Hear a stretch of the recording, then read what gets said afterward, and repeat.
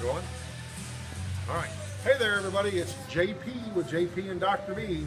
We've had all kinds of people asking, okay, JP, what are you doing to lose weight? Well, I am here in the gym today with my personal trainer, Brian Beck. Brian, show yourself. There's Brian.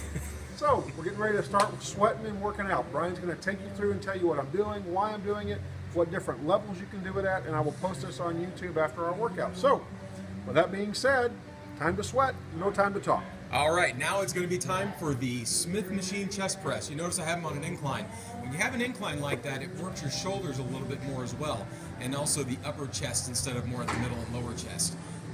I have him, as you can see, there's 15 pounds on either side. That is because he's starting off with doing 20 repetitions. That's quite a few repetitions. So some people are stronger, some people are weaker. Find a weight that you can start off at. It's not everybody's going to be the same.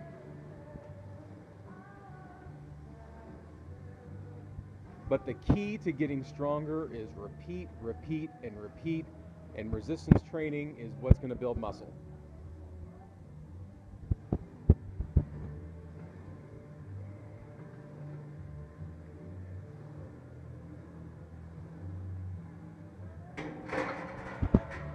You'll notice he had a wide grip on that, and that's what works more of the chest.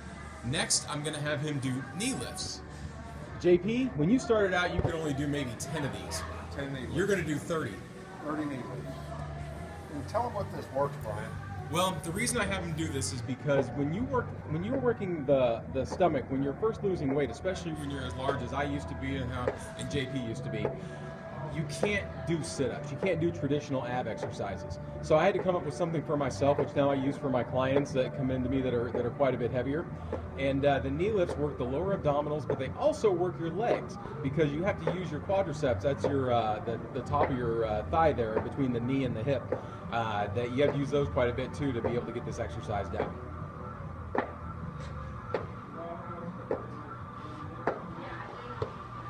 And now we're going to be doing the inside grip. That's correct. You'll see now he has his arms a little bit closer, and when you do that, you still work chest, but you're working more of the triceps. That's the back side of your arm, where you have what's called like either the bat wings or the second wave when you're waving goodbye, and so are your arms. That's the part I'm talking about.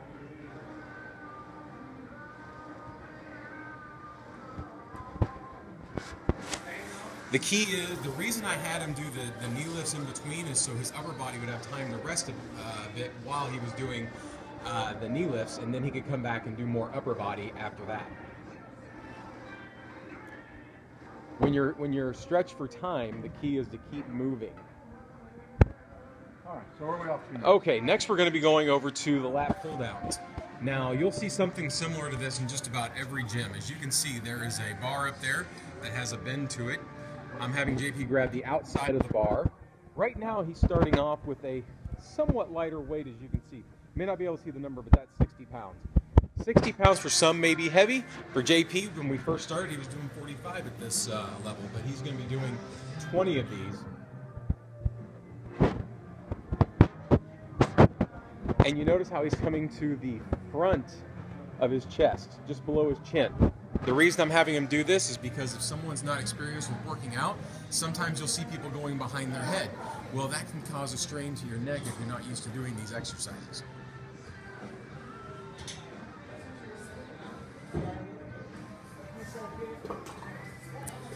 The next exercise he's going to be doing is called the seated row. That's with those handles right there. Same thing, he's going to be doing 20.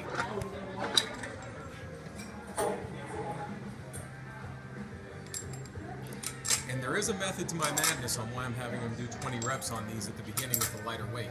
First of all, it's getting him warmed up and getting a good amount of reps in, getting the blood flowing, so hopefully he won't have any injury when he's lifting heavier weights here in a moment. But as you start to fatigue, which is a very important part in muscle building, you can raise the weights. We're going to end up going up quite a bit on this in the future, but that's his 20. We're coming back to this. Now, JP, I'm going to let you change the weight out since I'm holding the camera. Am I going to do the underneath pull down? No, not today. You're going to increase that, put another 10 on that side, make it 20 on each side. Normally, I would be the one doing this, but considering I'm holding a expensive piece of electronics. And we're starting to break a sweat. Yeah. Holy cow. But as you can see, it's not terribly difficult. It's just hard work. And there's been no magic pill, no surgery, no nothing. It's been Brian coming in and motivating me and getting me fired up. And as you can see, I'm a little out of breath. This is how we started our cardiovascular workout as well, because I had bad knees and I couldn't run or walk or anything like that. And I'll let Brian tell you about what upper body cardio means and all that, because I didn't know. So, JP said that he was out of breath. That's one of the things when your heart rate goes up, it is harder to breathe because you're using more oxygen. Now, the reason that he was saying upper body cardio, when you do those multiple reps like you did at the beginning, that in itself is upper body cardio. That means you're moving your muscles to a point to where it's hard for you to catch your breath. When it's hard for you to catch your breath, you're burning more calories. And you're also increasing your endurance. You'll see he's starting to struggle a little bit now. He's doing 15. We raised the weight. Now the knee lifts. Again, gives his upper body a little bit of a rest, but at the same time, he's getting some exercise in.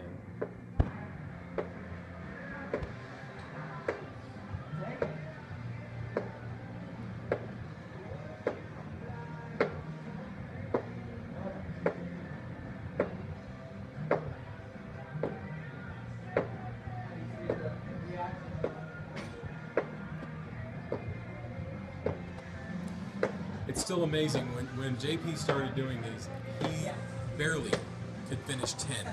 Sometimes even had to stop before he got to number 10. And now I have him doing sets of 30.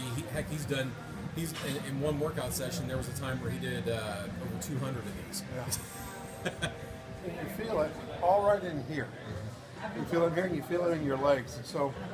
And it doesn't hurt. And I had a bad knee where I could hardly even walk. My knee would shift. And so it's not a sit-up, I'm not hurting my back, and I'm really just working the core, as they call that. I don't know what the core is. It sounds like a nuclear reactor of some kind, and it probably is. I'll explain. The core is basically your muscle groups in between your shoulders and your knees. That's what keeps your balance, that's what keeps your stability while you're walking, while you're just doing your everyday activities. And it's where the main strength of your body comes from, especially in balance. That's why it's so important to work core. Also, I'm glad he mentioned something about the knee lifts and being at an incline and his lower back. The reason that I have JP at an incline on the chest press instead of it laying flat is strictly because when he came to me, as heavy as he was, I mean, you have to understand, he's lost more than 170 pounds now.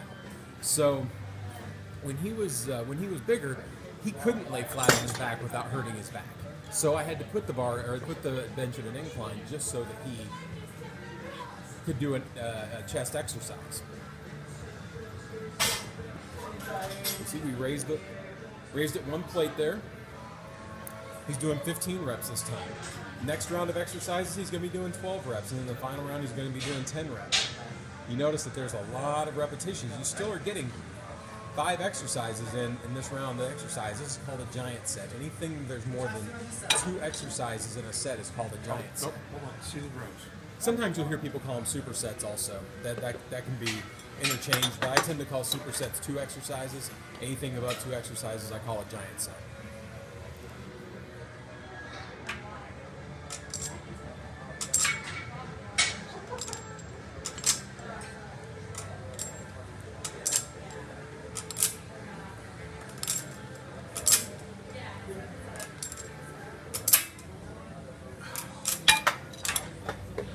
You'll notice he has me going from exercise to exercise with very little break in between. And this is what gets my heart rate up. And I didn't know that Brian was doing this to me for the purposes of doing cardio, but I was lifting weights and doing cardio at the same time. We've done supersets or giant sets where we've even had 9 exercises in one group, where I just go from one to the other, to the other, to the other, to the other. And I'm out of breath like I am now, but I mean, I'll pour down sweat and the whole 9 yards. And so And I've done anywhere up to 800 to 1,300 reps of these different exercises. And I'll tell you, that is a workout all by itself. So all in a 1 hour workout. So you'll see he's starting his third round of exercises. We're now 10 minutes into this workout, and he's already done it. A couple of hundred repetitions. Raise the weight again, as you can see. This time we're at 25 pounds on either side of the bar.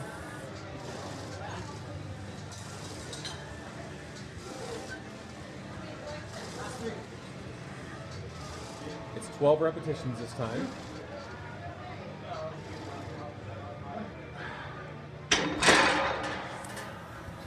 You know, one of the other things is that at first I thought, man, I'm only able to lift 50 pounds, but it's not just 50 pounds, it's 50 pounds times 12.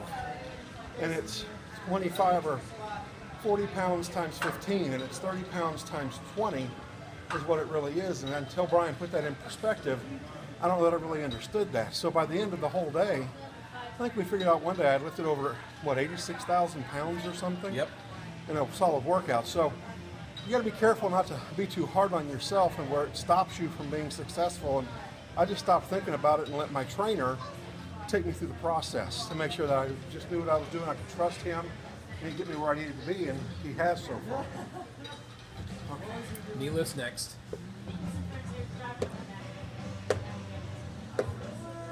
So if he's doing 30 of the knee lifts during each set, or what I like to call rounds, that means that he's going to have a total of 120 repetitions of these just in the short time he's going to be doing this giant set.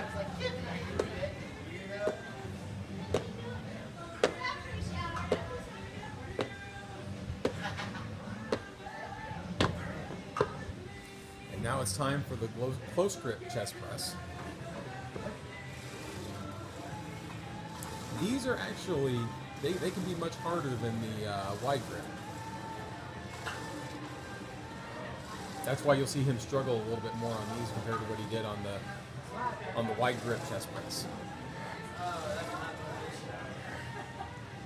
And it's okay to fatigue like this and sometimes have to take a break if you can't finish all the reps in a set.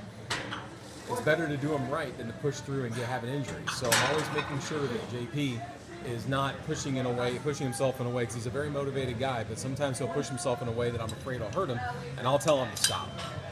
You can see my face is red, heart rate's up, and we're definitely moving. We'll have a shadow over that.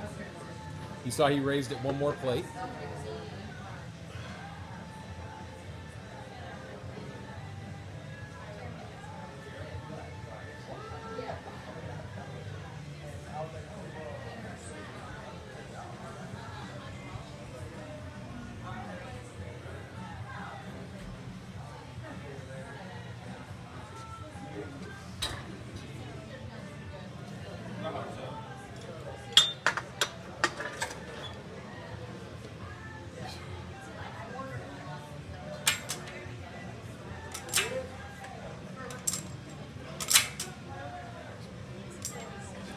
And the other thing about having someone with you, if you can get out and work out on your own, great. The thing about having someone with you, whether it's a friend or a trainer or whoever it may be, family member, is that you do tend to stay more motivated when you have somebody there with you.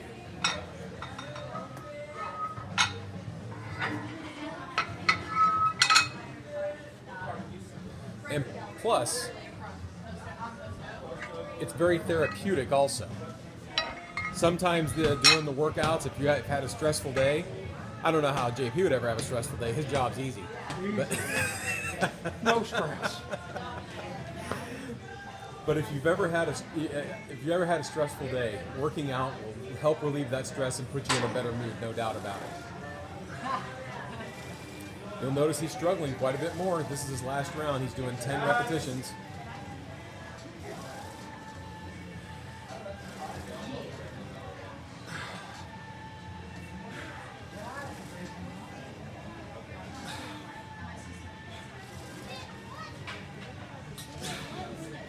And you notice how he has to pause in between each rep, and the reason being is because this has gotten to a heavy enough point and his muscles are fatigued that he needs to have that little bit of rest in between